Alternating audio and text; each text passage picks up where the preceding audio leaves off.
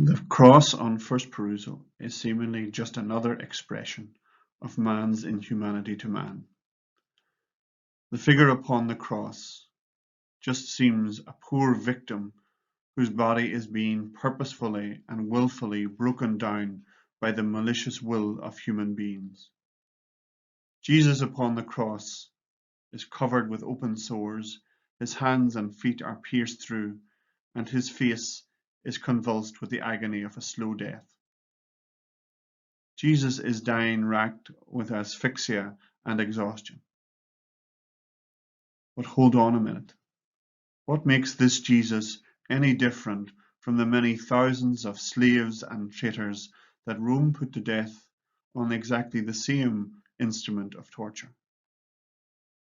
Was there any real difference between this Jesus and Spartacus? The church bears witness. Unlike Spartacus, no human person took Jesus' life from him. Jesus laid it down and gave it away.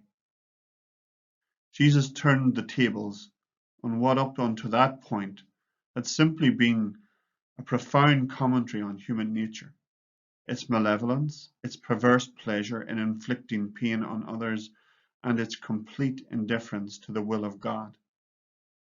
This ultimate black mark, this grease stain on history that offended the majesty of God, in Jesus' hands and in his work, becomes a comprehensive statement on who God is, the generosity of God, the giving of that God, and the exceeding love of that God. Jesus willed upon the cross to offer himself, his body, his blood, to the Father, just as if he were an Old Testament lamb to the slaughter, for the sake of each and every human being. That is the difference between Jesus and Spartacus. The Discalced Carmelites have a very particular reading of the cross. Let me begin by saying that this is not a simple sadistic rejoicing in pain or even a glorification of suffering. It rather is an intense contemplation of the full meaning of the words and actions of the cross, and translating those words and actions into human terms.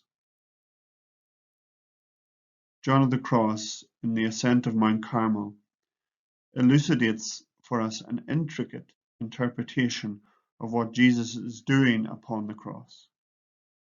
John sees the cross, first and foremost in terms of a total gift of Jesus to humanity. The Lord's death is for John a multi-layered phenomenon, and John spends his efforts putting back the layers of that death. Always remember that as he is peeling back the layers, he is peeling back the layers of the Lord himself. The first layer of the Lord's death is just simply the natural death, the physical death of a human organism. On the cross, Christ's body was broken apart. His blood is spilt to the last drops.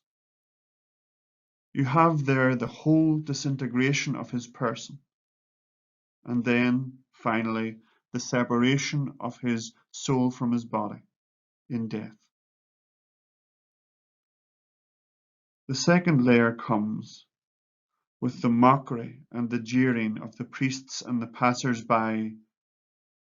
Their words rip great chunks out of his truth, out of his beauty, and out of his goodness. Their words pull him apart every bit as much as the cross, and kill him just as much as the cross.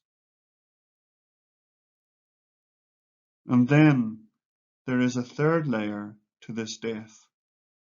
As the Lord is dying, he is in darkness. It is as if His relationship with the Father has died. All the affection, the consolation, the intimacy, the light, and the spiritual help has just as if it has switched off. He is cast out into the outer darkness. He is cut off. He is forsaken by his Father. St. John uses of this death the term annihilation. Annihilation literally means to be reduced to nothing. There is within John's understanding of the cross a Russian doll effect, the spiritual within the physical, a gift that grows deeper and deeper the more you enter into it,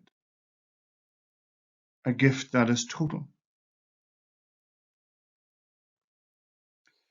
Eli, Eli, lama sabachthani, my God, why have you forsaken me? These words from the cross are given to us deliberately. The Lord chose to speak them so that we could understand the experience that he is going through. St. John wants us to enter into the fullness of what those words mean to us. The words imply that the Son of God is in a place beyond our power to imagine. The Son of God is arrived in a place of total darkness, of absolute desolation, and utter emptiness. John describes this as the most extreme abandonment. Let's get a few things clear. Just because Jesus is Son of God does not mean that he is anesthetized to the pain of the cross. He is in no way some kind of Superman. He is fully human and feels the experience to the top. And in fact, because he is Son of God, because his human nature is attached to divinity, he feels that pain for eternity. John argues that in this place of abandonment, the Lord accomplishes the most marvelous work of his whole life, surpassing all the works and deeds that he had ever performed on earth or in heaven. Think of that for just a moment. What is going on in the cross is putting creation, the whole history of the Old Testament, the incarnation of God in flesh, the second coming, the general judgment, even the marvels of heaven, are being thrown into the shade by the mystery of the cross. We have to get behind these words, my God, why have you forsaken me? And I think we can only ever do it by connecting it to those words that the Lord speaks every single day at Mass. Take this, all of you, and eat of it, for this is my body given for you. Take this, all of you, and drink from it, for this is the chalice of my blood, the blood of the new and eternal covenant, which will be poured out for you and for many. Think now that every time the Lord hands you over the host or the chalice, his gift is always threefold. The Son of God takes his human nature that is united to him and its physical death and gives that away. The Son of God takes all that he is by nature, his truth, his goodness and beauty, and gives that away. And the Son of God takes his own unique relationship with the Father and gives that away. The Son of God abandons everything that is his, everything that has any value at all. The cry of the cross signalizes the pain of the Son of God who is now naked and now destitute and now desolate. A Son of God who is nothing at all. And his giving costs him a roar of pain. My God, why have you forsaken me? To those who hear that roar, hear it properly.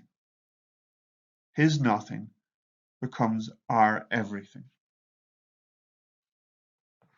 Because we become rich, we become clothed, we become connected. All those layers of his sacrifice, his human nature, his physical suffering, his truth, his goodness, his beauty, and even his unique relationship with the Father. He makes it no longer his, but hands them all over to us, for each of us, to save each one of us as our own. A place of total death becomes a place of total love. Upon the cross, the Lord opens up for us the divine relationships with the Father, with the Son, and with the Holy Spirit. Truly breathtaking generosity. As John of the Cross describes the layer by layer gift of the Lord upon the cross, and as he describes the Lord being reduced to nothing, of him being annihilated, of him being nothing, and of humanity becoming everything, he's not sharing with us inert information. He is telling us, and all the Discalced Carmelite saints are telling us, that humanity would not know what love even was or is without the words from the cross and without the cross itself and the Son of God who dies upon that cross. Only by being loved by the cross are we saved from our own depravity, saved from the addictions that we keep falling into. The Carmelites realized that by paying attention to the love of the cross, our lives suddenly become happening places. The love of the cross holds out for us the possibility that each one of us can and will be transformed by that love that is shared with us on the cross. The cross of Christ shows us the way out of addiction. It is our teacher. St. John of the Cross tells us of the transformation that is possible because of the love of the cross. In this transformation, God communicates himself to the soul, John says. He shows her love, love that is total, generous, and pure, love in which he communicates the whole of himself to her most lovingly, and transforms her in himself. With the cross, God is giving us the instrument and the tools in our hands by which to love.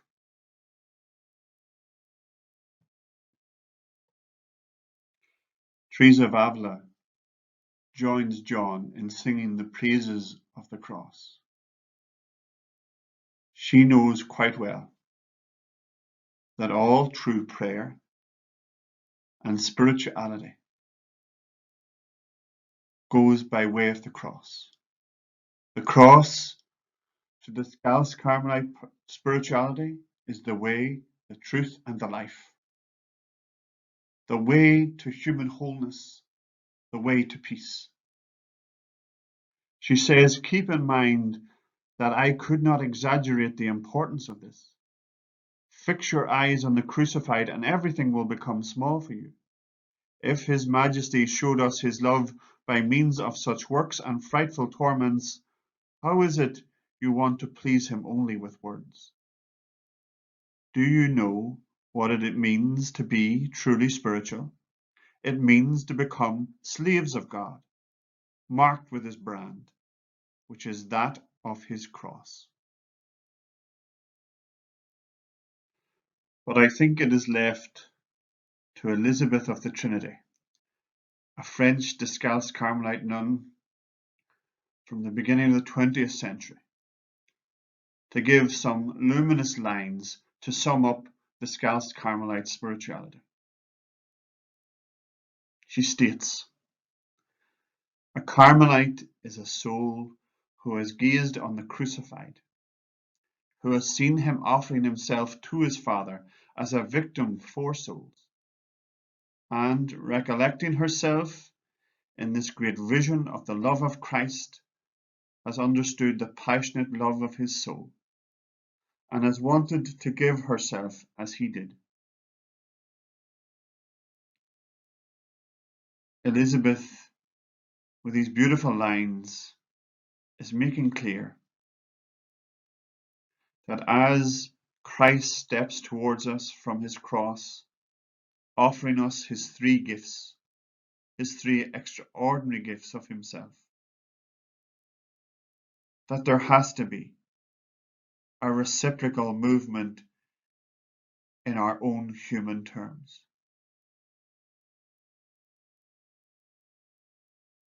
The human response, the Carmelite response to the cross, is that the person who chooses this spirituality has to find their own three gifts to give to Jesus. We follow him. We follow his action almost as in a mirror. The first gift is the gift of our prayers, the gift of our relationship with the Father. The second gift is the gift of sacrificing everything that is opposed to Christ's truth and goodness and beauty in us. And then the last gift is the gift of suffering and dying.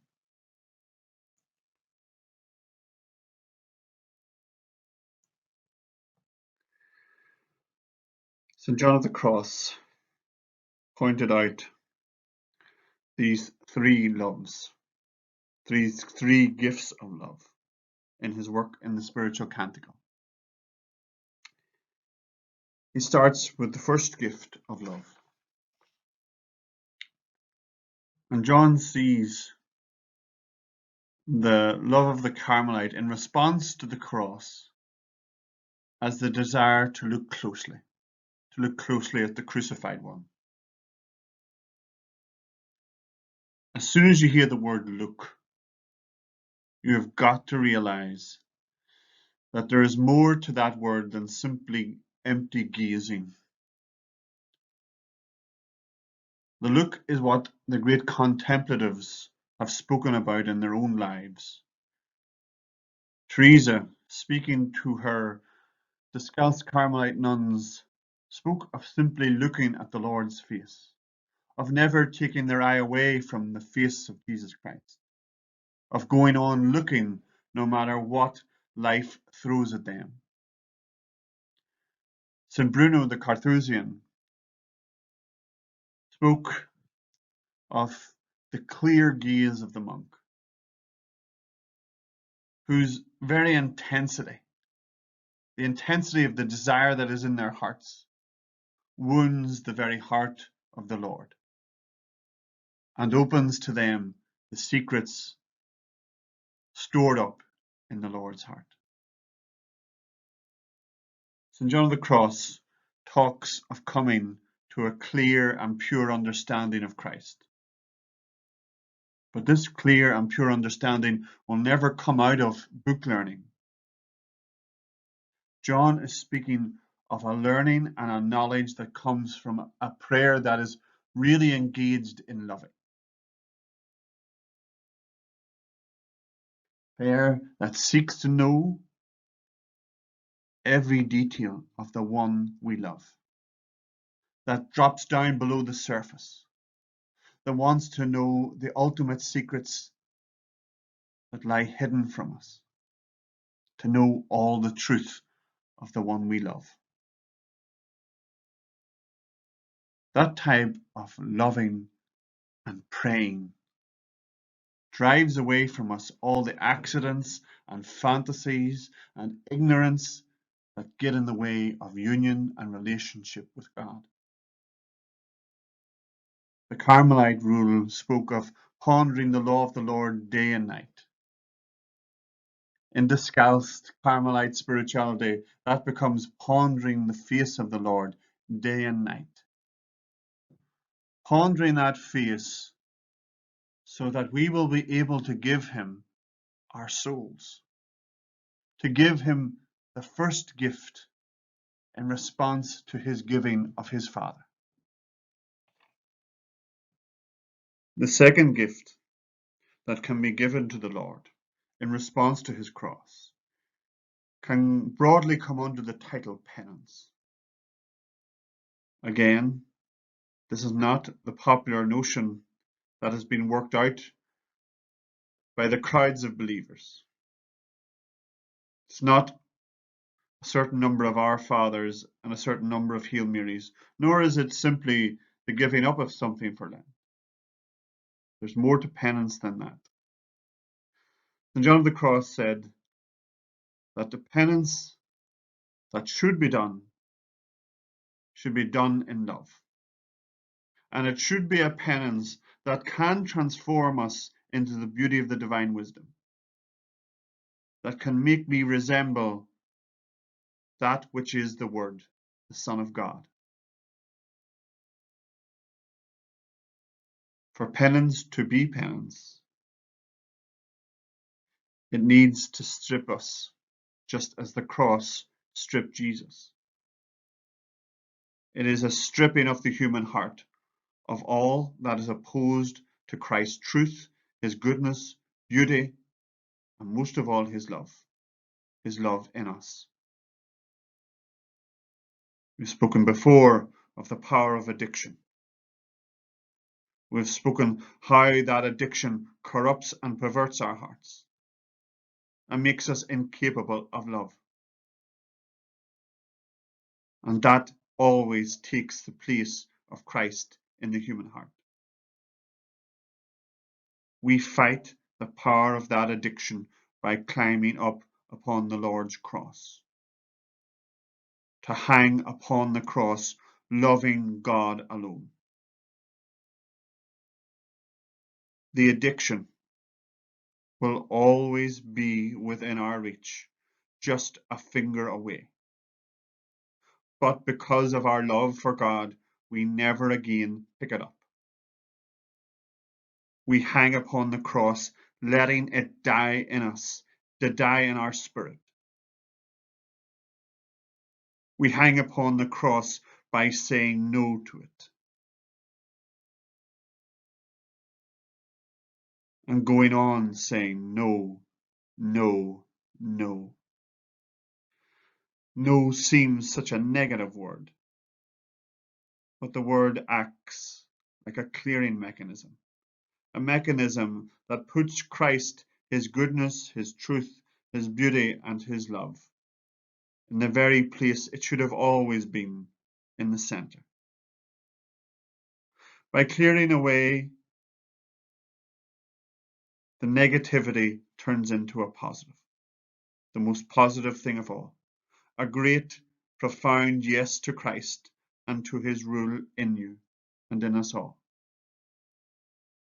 A giving of yourself in spirit to Christ in love, by challenging the power of those things that repeat and repeat and that blight your life.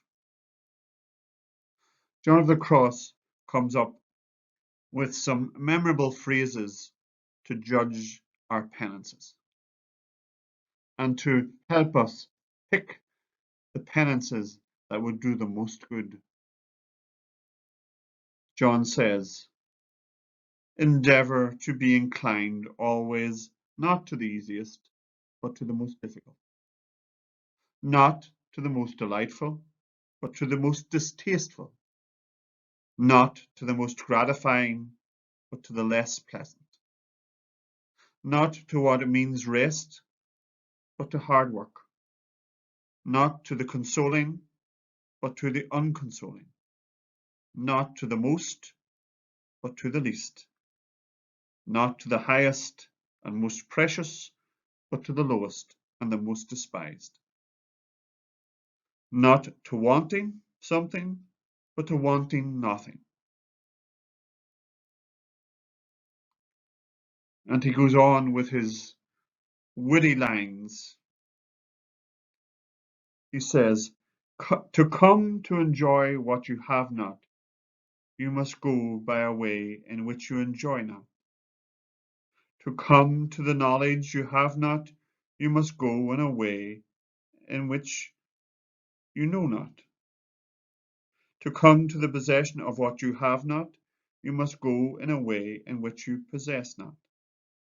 To come to what you are not, you must go by the way in which you are not. With every knot, a cross is planted in our heart, and we live our life force, our spirit, in the love of Jesus' cross. John's words sound demanding and radical and all-embracing. But is not the cross demanding, radical, and all-embracing? It is only in that way can we give the Lord our second gift, the gift of our spirit. St. John of the Cross elucidates for us on the third gift of love that the Carmelite is asked to give in response to the cross. He writes poetically, I am being absorbed in your beauty. Hence I shall see you in your beauty, and I shall see myself in you, in your beauty, and you will see me in your beauty, and I shall see myself in you, in your beauty, and you will see yourself in my beauty, and I may resemble you in your beauty, and you resemble me in your beauty, and my beauty be your beauty, and your beauty be my beauty. You may well ask of what John is getting at in those confusing lines. To answer that, we have to think of when was the Lord at his most beautiful? The simple answer is when he loved most absolutely, when he loved to the point of becoming nothing himself, when he suffered the cross. And so when John prays to be absorbed in the Lord's beauty, to resemble the beauty of the Lord, and that their beauty be interchangeable, that can only happen when we identify so closely with the Lord's suffering that his suffering be in our own flesh and blood. When we embrace the very thing that we are most afraid of. When our lives are touched by mental or physical suffering. And when we come to the point of dying and death. When we can embrace that with the same generosity of Christ, giving it to him out of love for others, choosing to live that moment in love. In so doing, Christ's beauty literally becomes imprinted in our humanity. Not just soul or spirit, but literally upon our faces and upon our bodies. We become another humanity in which Christ is crucified.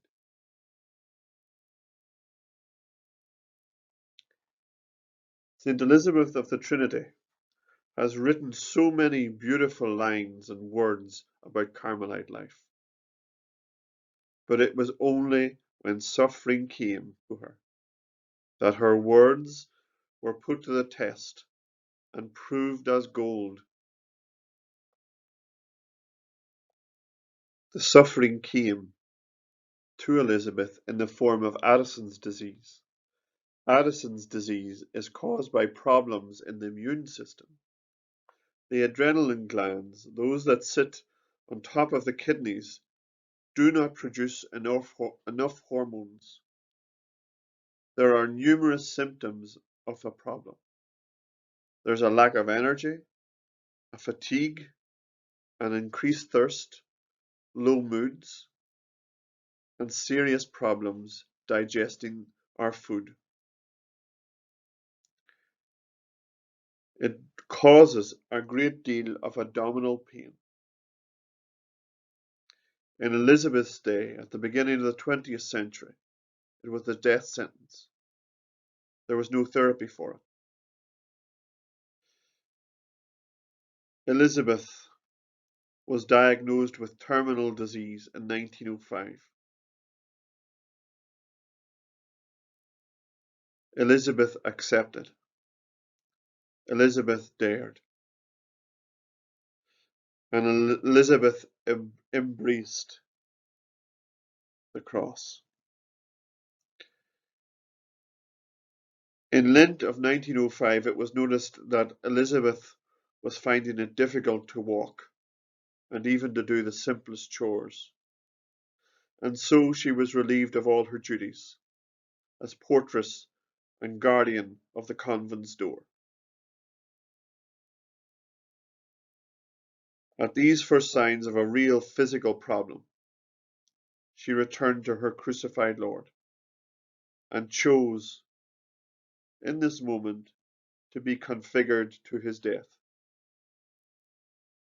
She said, "If you knew the sensation of destruction I feel in my whole being, the road to Calvary opens before me, and I am utterly joyful to walk it as a bride beside my crucified Lord."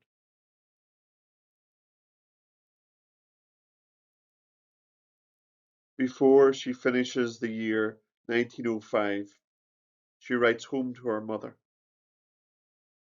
and identifies this moment of pain and of disintegrating health with the sacrifice of the Mass. That the two hands of the Lord are around her in this moment. He has gone nowhere. He is with her in this terminal disease. It is the good God who is pleased to sacrifice his little victim. This Mass that he is saying with me, and of which his love is the priest, may last a long time yet, but the time in the hand of him who is sacrificing her does not seem long to the little victim. She can say that even if she walks the path of suffering, still she is on the way to happiness. The true happiness, which no man can take from her. In April 1906, Elizabeth is moved to the infirmary. Her digestive system is covered with internal ulcers. She has severe headaches and serious insomnia. She could only eat and drink in infinitesimally small amounts. Weight is literally falling off her. She became frighteningly thin, and her face is deeply marked by the sufferings of Christ. She gives us a hint of what's going on inside of her, as to what she's experiencing. She says it's like wild beasts devouring her from inside. It is as if they're tearing out her entrails. The doctor, who is treating her, cannot help himself but cry. He says that she's just one large wound internally. And yet here, in this moment, she's able to make him understand what she is and what she is doing. I beg you, oh, mark everything with the seal of love. Each moment is given to us that we may become more deeply rooted in God. I leave you my faith in the presence of God, of the God of all love living in our souls. I confide this to you. It is this intimacy with Him within, which has been the beautiful sun lighting up my life and giving me already something like an anticipated heaven. That is what sustains me today in my suffering. I am not afraid of my weakness. It is that which gives me confidence, for the strong one is in me. Elizabeth dies on the 9th of November 1906. Her words to the nuns gathered round her bed. She is going to light, to love, to life. Right there, in that face so marked by suffering and sickness and the process of dying, you see her true beauty, the beauty of her love of Christ and of His cross. And in that face so marked, you see His face, His love living in this world, His love alive in another humanity. It reaches down and transforms this world.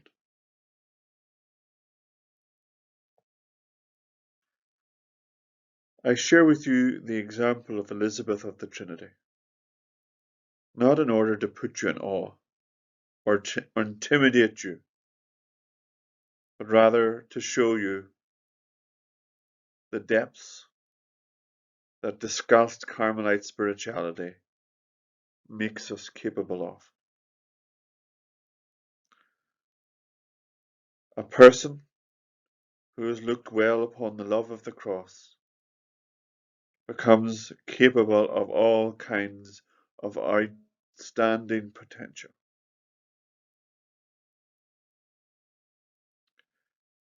Notice that this spirituality does not end in some highbrow flight into spiritual nether regions, but culminates, as Elizabeth of the Trinity's life did, in an inside-out transformation, starting in soul, making its way through the spirit, and culminating in living and breathing, and in Elizabeth's case, of suffering and dying. Before you start to dismiss this teaching and to say that this is too rich for my blood, remember the examples of your own family and friends and even neighbours as they carried out their lives, even with terrible sickness and suffering, and with hardly a word and no complaints. People who in the moment of death were able just to let go. What was going on in them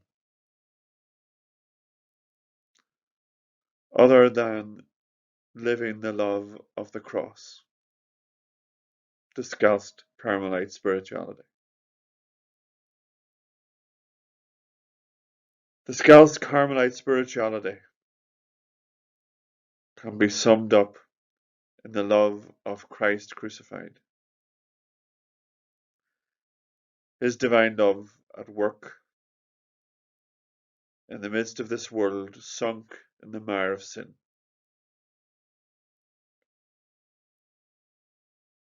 His generosity makes the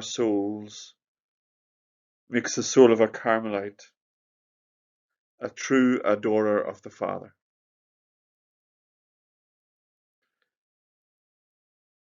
In the spirit of the Carmelite, he communicates the spirit of sacrifice. And in our flesh, he makes up what is lacking in his own sufferings.